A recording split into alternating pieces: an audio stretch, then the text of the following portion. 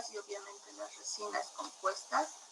Y ya entrando a lo que es el tema de resinas acrílicas, habíamos visto la clasificación de las resinas, ¿no?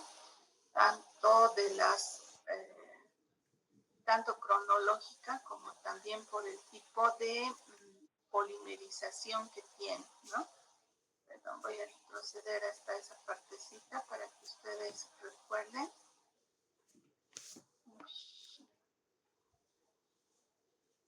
Entonces, habíamos visto de acuerdo a su clasificación, ¿no? Y habíamos visto que los dos últimos son los más usuales. De acuerdo a eso, nosotros vimos que hay resinas acrílicas autocuradas y hay termocuradas. Sin embargo, tanto las auto como las termo tienen etapas de la polimerización como también fases de la polimerización, ¿no?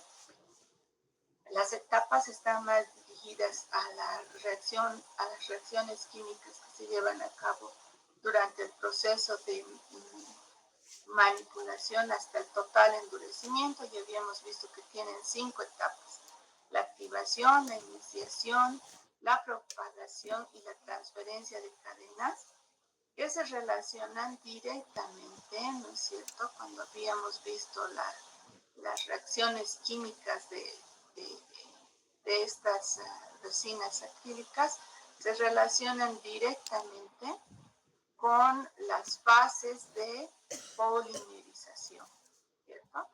Esta reacción química se relaciona directamente con las etapas y a su vez, ¿no es cierto?, se relacionan con las fases de polimerización. Las fases de polimerización son las que usted observa mientras está manejando el material. Entonces hay una fase arenosa, una filamentosa, una masilosa o plástica, que es la que nos interesa detectar, porque ya les he dicho que es el momento en que debemos manipular las resinas y que solamente dura 3 minutos. Luego pasa a la gomosa elástica y a la rígida o dura.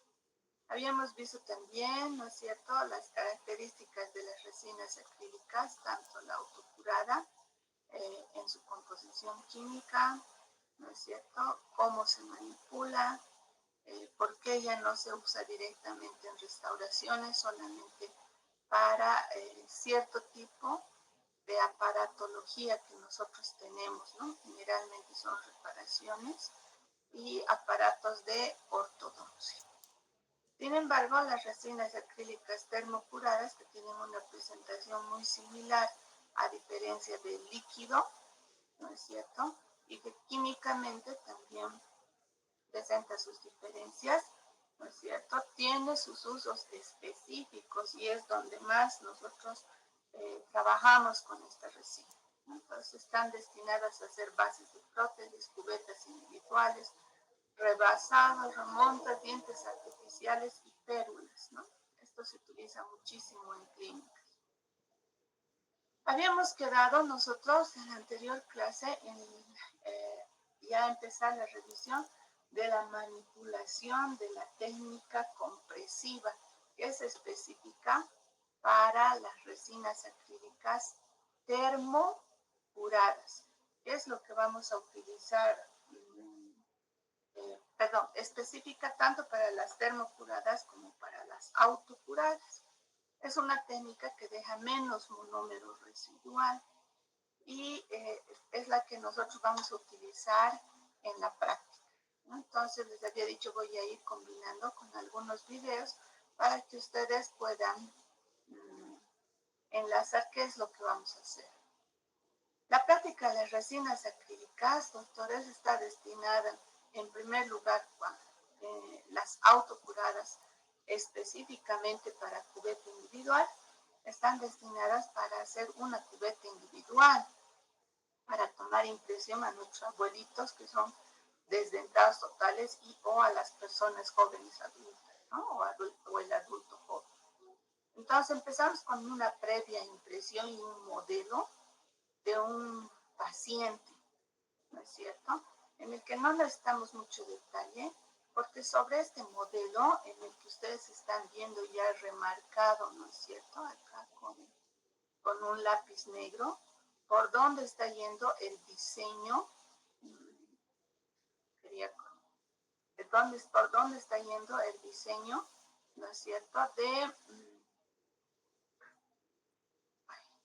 Por dónde está yendo el diseño del diseño para la cubeta individual.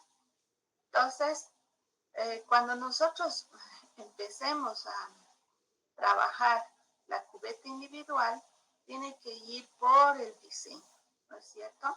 Hasta este momento ustedes están utilizando en el laboratorio para tomar impresiones en el modelo de Iborina cubetas universales, o sea, le da cualquier modelo. Sin embargo, cubeta individual quiere decir que está destinado solamente para una sola persona o para un solo modelo. Esa es la gran diferencia de una cubeta individual. En el proceso de la elaboración de las prótesis, nosotros necesitamos una cubeta individual porque no todos los rebordes alveolares son idénticos. Entonces, si mi objetivo es este, primero debo elaborar una cubeta individual con la cual nosotros debemos tomar una impresión, ¿no es cierto? Y para manejar el acrílico nosotros necesitamos, al igual que los yesos, al igual que el alginato, una relación de polvo líquido. Y su relación es de 3 partes de polvo y una parte de líquido. Si ustedes relacionan con los yesos, es muy similar al yeso piedra, ¿no es cierto? Y se lo maneja muy similar también. Entonces, con esta relación polvo-líquido, nosotros tenemos que preparar la mezcla para empezar a detectar las fases y realmente ver la fase masillosa o plástica y poder manipular la resina acrílica, ¿no? Entonces, de igual manera, en un envase hermético tenemos que poner el líquido, luego el polvo, lo espatulamos unos 45 segundos de manera de que todas las perlas se mezclen y hay que dejarlo reposar, pero cada minuto hay que ir mezclando porque el monómero se sube, se quiere separar del polímero, ¿no? El proceso, ya les había dicho, dura 20 minutos, pero el proceso de manipulación durante la fase masillosa plástica solamente son 3 y esos 3 minutos tenemos para trabajar la masa.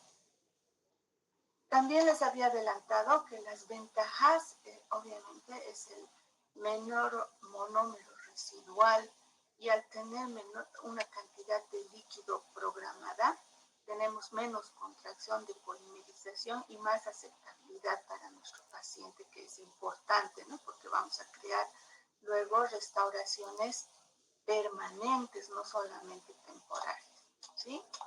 Entonces, les recuerdo las fases de la polimerización y aquí está ya marcada la fase de la polimerización en la que usted tiene que verificar, ¿no es cierto?, para poder manejar la resina. Es la fase masillosa o plástica, ¿no? Dependiendo del libro o el autor que esté leyendo. Entonces, esa es la fase en la que nosotros vamos a poder manejar tanto la resina acrílica autocurada como la termocurada.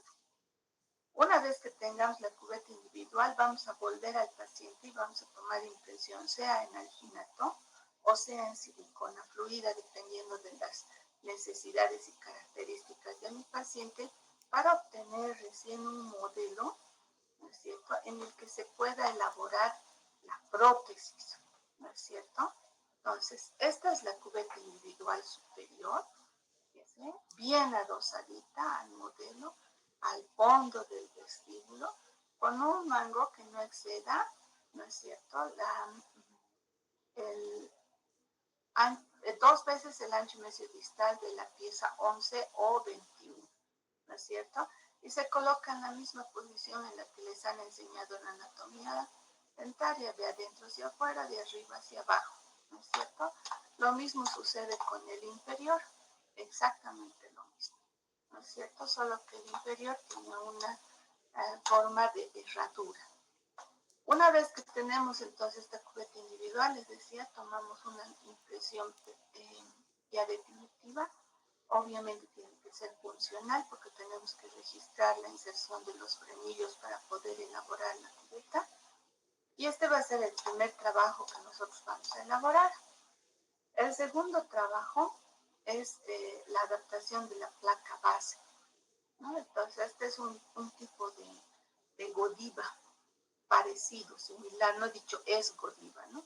Es un similar a ese material de impresión con el que adaptamos, ¿no es cierto? Y sobre esto, fíjense que hemos hecho unas unas rayaduras, hendiduras sobre el vértice del reborde alveolar, que se hace tanto en superior como en inferior. Sobre estas rayaduritas se coloca el rodete de cera. Esta cosita rectangular de cera que ustedes ven es el rodete de cera.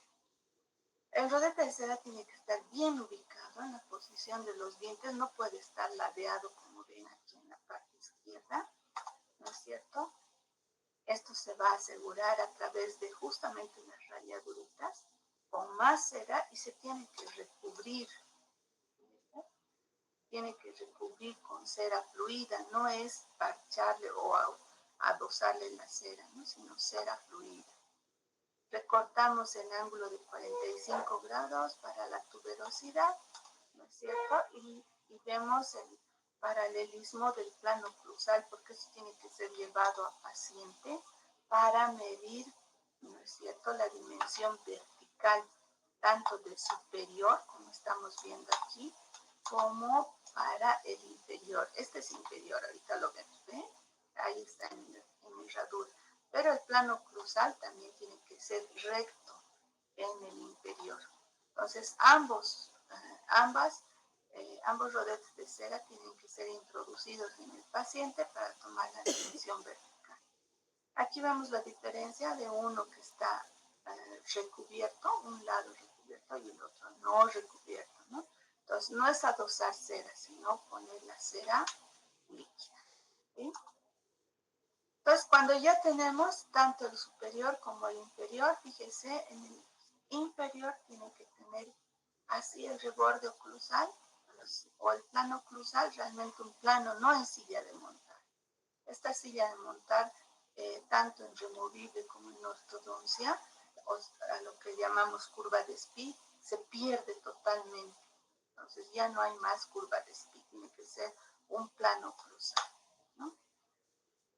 Una vez que ya tenemos hecho esto, entonces tiene que volver al paciente, como les decía, para tomar la dimensión vertical en el caso de que sean desde datos totales, tanto en superior o inferior, o si es solo parcial de un arco, hay que tomar el registro oclusal. Y sobre ese registro oclusal, ¿no es cierto?, sobre esa mordida, nosotros vamos a elaborar la prótesis, porque sobre ese reborde se va a enfilar, o sea, se va a colocar los dientes. El enfilado quiere decir colocar los dientes, ¿no es cierto?, en ese reborde, en ese rodete. Una vez que esté de acuerdo a los requerimientos oclusales de mi paciente, porque a veces nos hacen poner piercing, nos hacen poner coronas, ¿no es cierto?, y está ya bien prolijo en cera, como lo que ustedes están viendo, ¿no es cierto?, en este caso del superior, se vuelve al paciente, se mide, si está conforme el paciente hasta con el color de la cera, el contorno de los cuellos gingivales, el color del diente, etcétera, ¿no es cierto?, se procede a acrilizar. Ya se lleva una mufla donde se le echa yeso, ¿no es cierto?, tanto en la mufla como en la contramufla, sea superior o inferior, con más el modelo, junto con el modelo, ¿no? O sea, ahí en este proceso generalmente se pierde el modelo. Una vez que ya se ha echado yeso en ambas partes, ¿no es cierto?, entonces fíjense usted, aquí vamos a abrir la mufla y la contramufla. Estamos viendo la parte negativa, ¿no? Este es el positivo y este es el negativo, donde está la placa base La vamos a eliminar, la placa base, la cera con la que hemos contorneado. Y fíjense, en la mufla solamente queda, perdón, en la contramufla solamente quedan los dientes. Aquí, a través de un separador de yeso y acrílico, ¿no es cierto?, vamos a hacer el proceso de acrilizar. Hay que tener mucho cuidado, ¿no?, de que esto, la mufla y la contramufla, no queden en diferente nivel, sino nuestra prótesis no sale bien, ¿no? Va a salir con un anillo, con un reborde, o que no esté bien centralizado, como en este caso, se pierden detalles, ¿no? Entonces tiene que estar bien vaciado. Entonces les decía, nuestro medio de separador va a ser lo que conocemos como alcote, que es un alginato de sodio. Sin embargo, algunos protesistas también manejan papel estañado, que le da otro toque, una superficie mucho más brillante, solo que tardamos demasiado porque hay que pulir este papel, ¿no? Entonces, una vez que colocamos el alcote, ¿sí?, está listo para empezar el proceso del acrilizado, ¿no? Preparamos el acrílico, empacamos en este espacio que ha quedado, que ahora se llama cámara de moldeo, porque vamos a moldear el acrílico, ¿no? Cuidado con confundir con la cámara de colado. Y una vez que se ha empacado el yeso, debemos ir a curarlo, porque estamos hablando ahora del acrílico termocurado. Entonces, para curarlo, usted tiene que llevarlo a un agua atemperada a 60 grados para que se inicie la polimerización, es decir, para que el peróxido de benzoilo se desdoblen los dos radicales, ¿no? Pasada una media hora a esta temperatura, elevamos la temperatura a 75 grados, que en Cochabamba sería a esa ebullición lenta, ¿no? Entonces, los 75 grados y mantenemos durante 8 o 9 horas. Este es el mejor curado. Queda un acrílico maravilloso. Sin embargo, por la premura a veces que tenemos, hacemos un curado rápido, ¿no es cierto? Y la temperatura de 75 grados únicamente la mantenemos por 1 o 2 horas. Entonces, hay un poquito de desventaja en el curado rápido porque el monómero no termina de desdoblarse, no termina de hacer su trabajo y queda una leve porosidad, ¿no es cierto?, que puede afectar a la prótesis, ¿no? Eso va a depender mucho de su técnica. Sin embargo, una vez de curado, ahí está el acrílico cocido, ¿no es cierto?, al agua. Y lo que nos toca es demuflar y acabar. ¿Qué quiere decir demuflar? Sacarlo del yeso. Acabar quiere decir darle contornos, ¿no es cierto?, adecuados, y luego hay que pulirlo porque toda restauración en boca tiene que terminar pulida, ¿no? Entonces aquí estamos viendo un demuflado, ¿no es cierto?, o sea, sacando el yeso de alrededor, y acá ya está acabado y pulido, ¿no es cierto? Entonces, toda restauración tiene que terminar como si fuese vidrio para que pueda entrar a la boca y quedarse permanentemente, ¿no? Sin embargo, hay algunos defectos del acrilizado cuando nosotros hacemos. Por ejemplo, este que salen las manchas blancas, ¿no? Este defecto es porque no ha usado usted un envase hermético. Al no usar el envase hermético, ya habíamos dicho que tanto las impurezas, ¿no es cierto?, la falta de un envase hermético, el oxígeno, hacen que se inhiba la polimerización de esta resina y salgan estas manchas blancas, ¿no? Esto realmente no sirve para el paciente porque son lugares del acrílico que no ha polimerizado. Entonces no va a cumplir los requisitos ni tampoco la función adecuada en el paciente. Otro defecto son las porosidades generalizadas. Entonces, estas porosidades generalizadas generalmente se presentan cuando en lugar de empacar el acrílico en la fase masillosa, usted ha empacado en la fase filamentosa. Entonces, el monómero no estaba listo, había demasiada cantidad de monómero y este es el resultado, ¿no? Esto realmente no se pone el paciente porque cada huequito resulta ser la casa de uno de los microorganismos de la boca del ser humano, donde viven en simbiosis muchos microorganismos y nos puede dar hongos, nos puede dar estomatitis, etcétera, ¿no? Que en vez de ayudarle al paciente le vamos a hacer un mal, ¿no? Entonces hay que tener mucho cuidado con estos defectos de acrilizado y una vez que se presentan estos defectos, lo mejor es tirar y empezar todo de nuevo, ¿no? El trabajo desde la cubeta individual. El acrílico termocurado también sirve para los dientes artificiales, ¿no? Hay dientes artificiales de acrílico, sin embargo, también los hay de porcelana. Y la presentación es prácticamente la misma, ¿no? Sin embargo, la saturación del color que nosotros tenemos en cada uno de ellos es completamente diferente. Los dientes artificiales de acrílico tienen excelentes cualidades estéticas, ¿no? Cada vez mejoran, ¿no? Son duros y suaves a la vez porque como son plásticos tienen ligera flexibilidad, ¿no? Sin embargo, a veces cuando mi paciente está comiendo pipocas o un buen charque, ¿no? De esos duros que les gusta, entonces se rompen porque no tienen resistencia a la abrasión.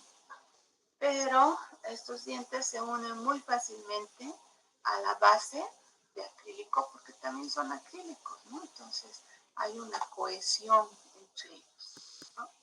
Se adaptan fácilmente en el desgaste, se pueden pulir al igual que la base de acrílico las veces que quiera.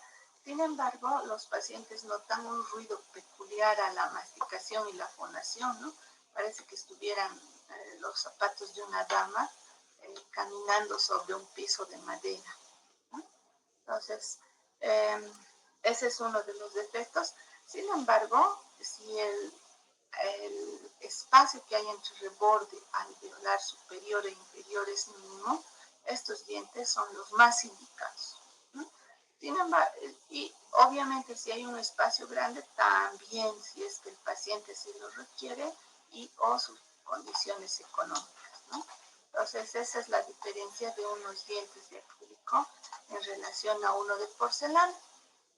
El de porcelana, a diferencia de los otros, doctores, para que usted sepa, porque esto lo voy a volver a repasar en el capítulo de porcelana, son altamente estéticos, son frágiles y duros, ¿no es cierto? Pero la porcelana puede mantenerse eternamente y hasta desgastar a los dientes naturales y a las bases de prótesis, pero a la porcelana no le pasa nada. La única salvedad de esto, cuando se utiliza en estas bases de prótesis o en el proceso de elaboración de estas prótesis, es que su brillo natural que viene de fábrica se pierde cuando se hace el curado del acrílico. Termina con un brillo muy similar al de los dientes de acrílico, que a veces es reclamado por los pacientes, ¿no? Y segundo, solamente está indicado cuando el espacio interarco, o sea, entre el reborde maxilar superior e inferior, es grande, porque no se puede desgastar o dejar al mínimo el diente de porcelana. ¿Sí? Entonces, esos dos aspectos habría que tener muy en cuenta cuando nosotros decidimos o vamos a decidir por qué tipo de dientes vamos a elegir, ¿no? Bien, voy a poner unos videos para que nos amenice cómo es el proceso de la elaboración, ¿no? Entonces, de primero, vamos a ver que lo que les estaba explicando, ¿no? El proceso de laboratorio. Aquí nosotros tenemos los modelos y lo primero que hacemos es articularlos. Eso lo van a llevar ya en oclusión y prótesis removible al siguiente año, ¿no? Entonces, en este año lo que nos ocupa es solamente el manejo del acrílico. El articulador es un instrumento que permite relacionar o posicionar el modelo inferior con respecto al modelo superior. Simula los movimientos mandibulares del paciente, como son apertura y cierre.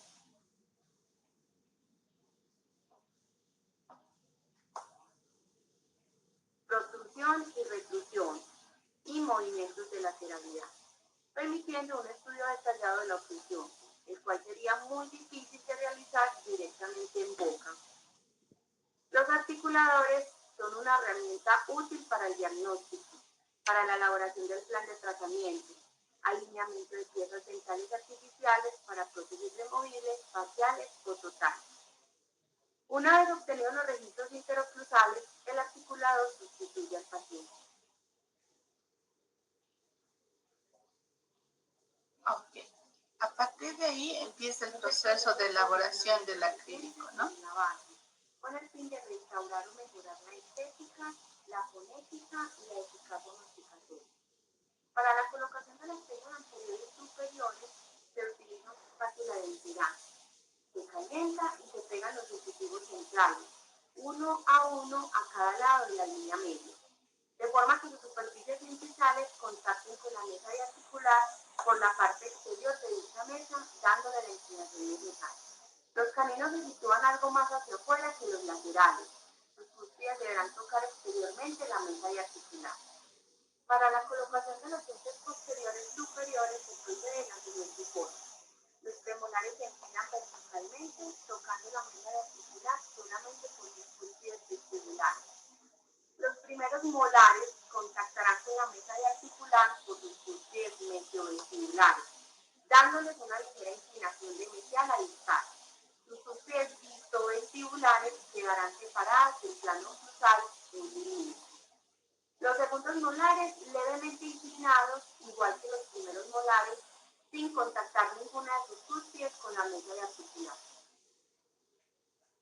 De igual manera, serían posicionadas las piezas dentales en la arcada superior derecha, conservando los mismos criterios técnicos de oclusión, y así lograr obtener una prótesis bucal superior funcional y armónica.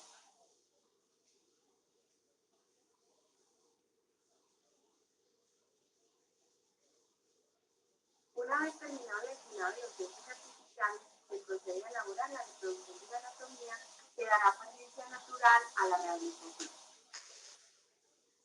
Sobre la cera se modelan los tejidos de soporte de los dientes artificiales, figurando las estructuras anatómicas que se encuentran en el paciente. Con la espátula se corta la cera a nivel de los cuellos de todos los dientes.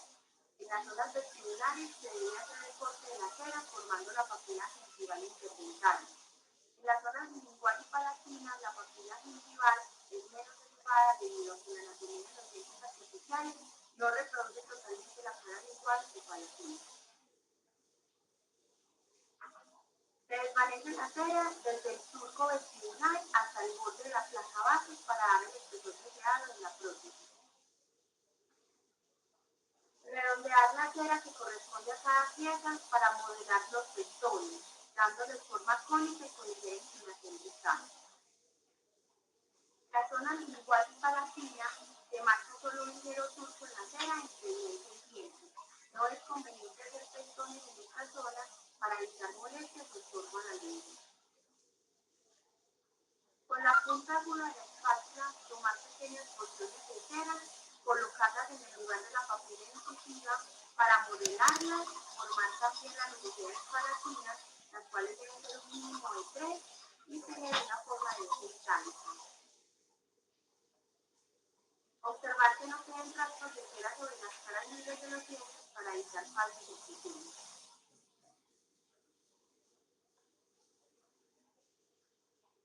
Una vez acabado de insertar la prótesis, pasamos al emplado, que es el proceso de colocar el modelo de una prótesis entera en una mucla para su procesamiento. La mucla es una caja de metal desmontable en varias partes, que sirve para procesar en su interior la resina. Se deben usar muclas que ajusten bien y lubricarlas para facilitar su limpieza después del procesado. Una vez comprobada la altura, hay que evitar que las piezas queden altas, ya que tocarían la tapa de la contramucla. Se debe preparar el yeso y vaciarlo en la mitad de la mucla hasta aproximadamente 3 milímetros del borde de la mucla. Al posicionar el modelo con la prótesis completa, desplazará el yeso y lo llevará hasta el borde. Cuando haya fraguado el primer yeso, se aplica separador Novapol sobre la superficie del yeso y los modelos, con excepción de la cera y los dientes artificiales. Una vez que haya secado el separador, se coloca la mitad superior de la mufla, asegurándose de que esté bien adaptada. Se prepara yeso, se llena hasta la mitad, se vibra, se vierte toda la mezcla hasta llenar la mufla por completo. Se coloca en su sitio la tapa de la mufla, se ejerce una ligera presión para que expulse el excedente del yeso. Se deja fraguar por completo antes de comenzar con la eliminación de la cera.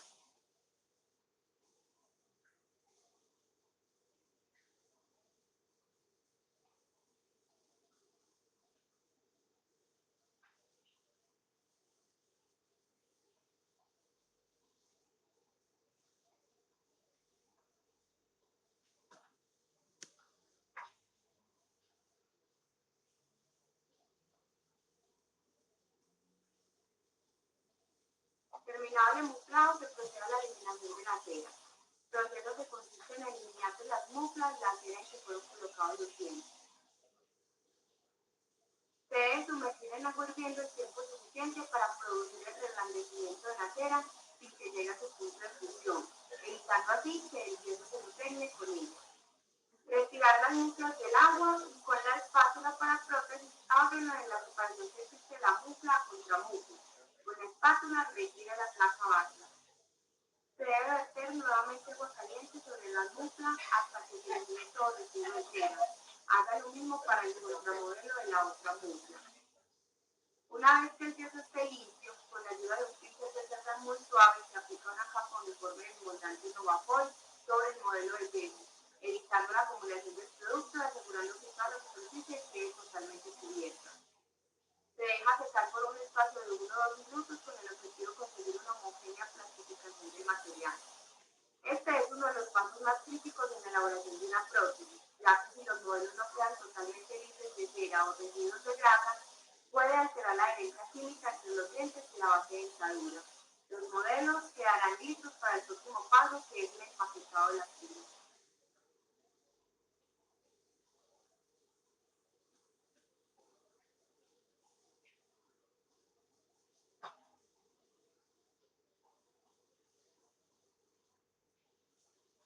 Es el proceso donde se reemplaza lo que era en cera por resina acrílica.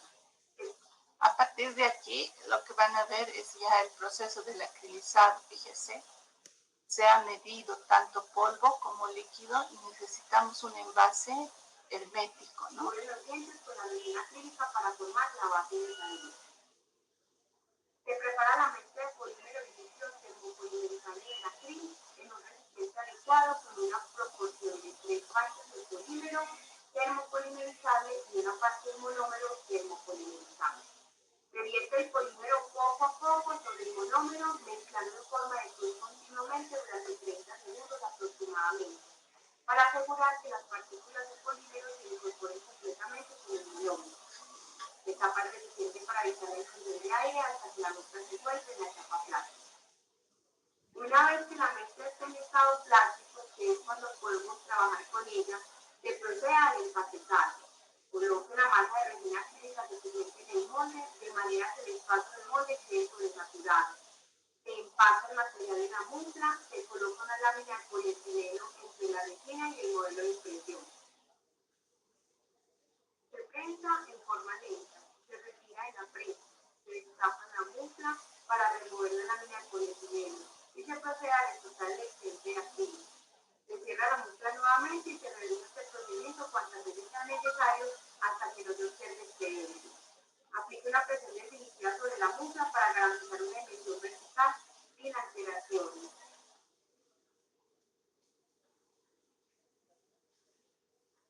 Es un proceso químico que para las resinas acrílicas termopolimerizables utilizadas en la fabricación de las prótesis requiere temperatura para iniciar el proceso de formación. Este ya es el proceso de curar. Es un baño termostatado. Este tipo es algo similar a un baño María, pero con una precisión especialmente diseñada para controlar la temperatura en modo real sin interrumpir las funciones del producto. Para llevar al curado o meterlo a esa olla, la mufla tiene que estar en una brida o en una prensa, no puede hacerlo cocer así, ¿no? Para lograr la polimerización de la resina cristalera termopolimerizable se requieren de 4 pasos. Primer paso. Las muestras se deben sumergir en el baño termostatado a una temperatura de 76 grados centígrados durante 90 minutos. Paso 2. Después de los 90 minutos, la temperatura del baño se debe aumentar a unos 90 grados centígrados durante 30 minutos. Paso 3. Cuando finalice el tiempo de polimerización, se deben retirar las muestras del baño termostatado y dejar durante 30 minutos a temperatura ambiente.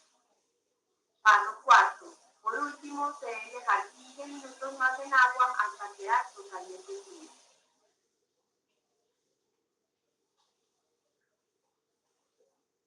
La prótesis se debe retirar de la muestra, pero primero se deben dar unos cortes suaves para desprender el queso de la muestra.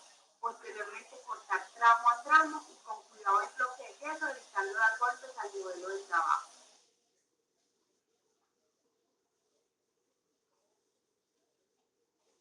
Ahí estamos viendo el temuflado, ¿no? Una vez hecho la separación de la prótesis de los módulos principales, iniciar con el recorte de los excedentes del temuflado. Primero se debe eliminar el queso de la superficie de la prótesis. Si se observa que existe mucho queso adherido, se puede utilizar el quitol, que es un agente limpiador que ayuda a disolver el queso. Se retocan las irregularidades en la superficie de la prótesis y áreas retentivas de la prótesis. Se pule toda la superficie con una mezcla cremosa elaborada a base de piedra pómez y agua con una felpa de tela.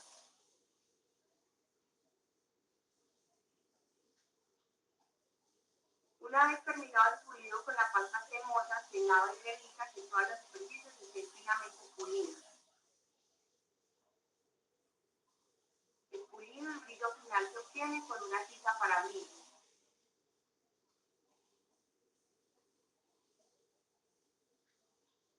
Por último, la prótesis se limpia con jabón y un cepillo y quedarán listas para enviar al consultorio donde el odontólogo realiza el proceso de prueba en la boca del paciente. La superficie de los dientes de resina acrílica deben recuperar el brillo inicial, estar libre de porosidades y la base de dentadura debe ser translúcida para simular las condiciones naturales de la encía. Estas condiciones deben ser previamente evaluadas y revisadas por cada casa fabricante.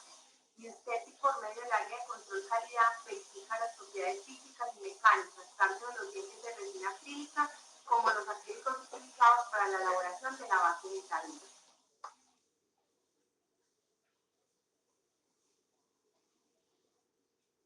Bien, no sé si hay alguna consulta o duda sobre cómo se maneja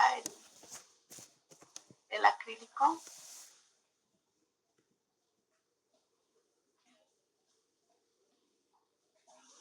Bien, entonces hasta aquí la clase de hoy. Me falta un poquito, que es hablar de un adelanto que tenemos sobre las prótesis de nylon. Eso lo voy a dejar para la siguiente clase teórica y ya vamos a empezar con los dos últimos temas que tenemos para el temario del segundo parcial, que es acabado pulido y porcelana lenta. ¿Alguna consulta, doctora?